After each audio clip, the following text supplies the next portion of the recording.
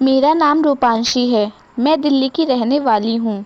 मैं बहुत अमीर परिवार से हूँ, इसलिए मुझे कभी किसी चीज़ की कोई परेशानी नहीं होती थी। मेरी पढ़ाई भी बहुत अच्छे कॉलेज से हुई और मेरी जॉब लग गई थी। कुछ दिन तक नौकरी करने के बाद मेरा ट्रांसफ़र हो गया और मैं दिल्ली से भोपाल आ गई। वहाँ मैं काम करने लगी। हमारे ऑफिस में बहुत सारे लोग काम करते थे। मेरी बहुत लोगों से कम समय में ही जान पहचान हो गई थी। वहीं मुझे करण नाम का भी एक दोस्त मिला। वह बहुत अच्छा था और हमेशा मेरी सहायता करता था। धीरे धीरे हमारे बीच अच्छी दोस्ती हो गई थी। लेकिन मैं तो दिल्ली से भोपाल शिफ्ट हुई थी, इसलिए मैं उस शहर में काफ़ी अनजान थी। मेरी कोई खास जान पहचान भी नहीं थी। ऐसे ही काफ़ी दिन बीत गए। क्योंकि करण भोपाल का ही रहने वाला था, इसलिए एक दिन मैंने बातों बातों में करण से कह दिया, इतने दिन हो गए हैं, कभी अपने परिवार वालों से नहीं मिलाया तुमने। तो उसने बोला कि मेरा कोई परिवार नहीं है और ये परिवार ना होना ही अच्छा होता है। इंसान कम से कम अपनी ज़िंदगी खुशी खुशी तो जी सकता है। मुझे ये सुनकर बहुत अजीब लगा, पर मैंने सोचा मुझे क्या करना, ये उसकी अपनी सोच है। मुझे अपने परिवार वालों से काफ़ी लगाव था, क्योंकि मेरा मानना था कि परिवार के बिना इंसान की ज़िंदगी अधूरी है।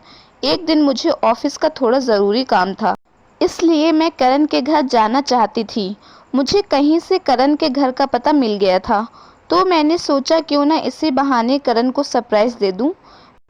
मैं उसके घर गई और मैंने दरवाज़ा खटखटाया। काफ़ी देर तक उसके घर से कोई नहीं निकला, तो मैंने सोचा शायद वो ऑफिस चला गया होगा। मैं वापस जाने ही वाली थी कि अचानक मुझे किसी लड़की की आवाज़ सुनाई दी, जैसे वो चिल्ला रही हो, मुझे छोड़ दो। मैंने जैसे ही आवाज़ सुनी, मैं फिर से उसके घर की तरफ पलट गई और थोड़ी देर बाद आवाज़ आनी बंद हो गई और दरवाज़ा भी खुल गया। मैं अंदर गई तो करण घर में पोछा लगा रहा था। मैं जैसे ही आगे बढ़ी तो मैंने जो देखा, उसे देखकर मेरी तो जान ही निकल गई। मैंने वहाँ पर खून के निशान देखे और मैं बहुत डर गई। करण मुझे देखते ही डर गया, जैसे उसने कुछ गलत किया हो। मेरे कुछ पूछने से पहले ही उसने मुझसे कहा, देखो रूपांशी, सब्जी काटते काटते मेरा हाथ कट गया और कितना खून निकल रहा है। फिर उसने हाथ में पट्टी बांध ली। मैंने पूछा कि मुझे किसी लड़की की चीखने की आवाज़ सुनाई दी, तो उसने मुझसे बोला कि वो तो एक हॉरर मूवी देख रहा था, उसी में सुनाई दी होगी। फिर मेरी जान में जान आई और हम दोनों ऑफिस के लिए निकल गए। कुछ दिन बाद मैं बाजार सब्जी लेने गई। वहाँ रास्ते में ही करण का घर पड़ जाता था, इसलिए मैंने सोचा कि करण से मिलते चलूं। इस बार करण के घर का दरवाज़ा खुला था, तो मैं ऐसे ही अंदर चली गई।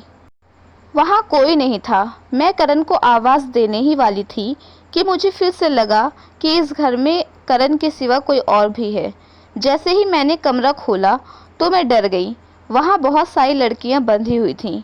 मैं जल्दी से उनके हाथ की रस्सी खोलने लगी, तो उन्होंने बताया कि करण उन्हें मार देगा। मुझे कुछ समझ में नहीं आ रहा था कि ये हो क्या रहा है। सामने कमरे में लिस्ट लगी थी, जिनमें लड़कियों के नाम लिखे थे। मेरे पूछने पर मुझे लड़कियों ने बताया कि ये अगली लड़कियों के नाम हैं।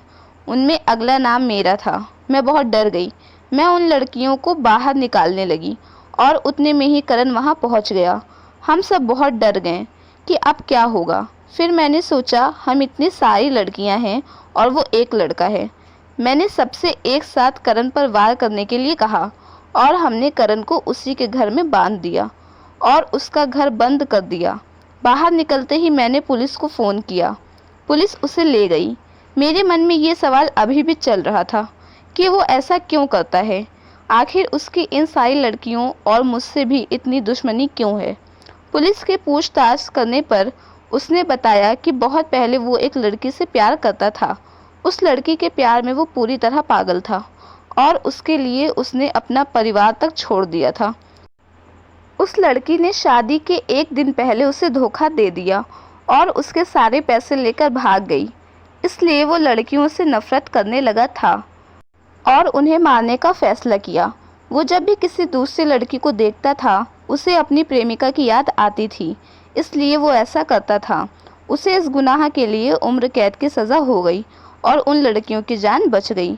दोस्तों, अगर हमारी कहानी आपको पसंद आई हो तो हमारी वीडियो को लाइक करें और ऐसे ही अन्य कहानी सुनने के लिए हमारे चैनल को सब्सक्राइब करें।